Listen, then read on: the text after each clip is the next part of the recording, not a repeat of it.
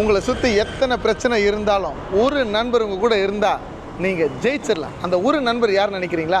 தைரியத்தை கொடுக்குற கர்த்தர். வணக்கங்க. ஆண்டவர் ஒரு மனுஷன் கூட இருந்தார்னா எப்பேற்பட்ட பிரச்சனை, எவ்வளோ சூழ்நிலைகள், எத்தனை எதிரிகள் வந்தாலும் அவங்களால தப்பிச்சிட முடியும். அப்படி தான் தாவீது என்கின்ற ராஜாவுக்கு சின்ன வயசுல இருந்தே அவனுக்கு எதிரிகள் இருந்துக்கிட்டே இருந்தாங்க. ஆடுகளை மேய்க்கும் போது சிங்கமும் கரடியும் எதிர்த்து வந்துச்சு. கொஞ்சம் வளர்ந்து வந்தான் கோலியாத், பெரிய மனுஷன், எதிர்த்து வந்தான். அதுக்கப்புறம் நிறைய எதிரிகள் அவங்க வாழ்க்கையில் இருந்துக்கிட்டே தான் இருந்தாங்க. ஆனால் ஒரு இடத்துலையும் அவன் தோற்று போகவே இல்லைங்க.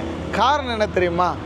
கடவுள் அவனோடு கூட நண்பராய் தைரியம் கொடுக்கிறவராய் இருந்ததுனால எல்லாரையும் அவன் ஜெயிச்சான். பூரண வயதுள்ளவனை தான் அவன் மரித்தான்.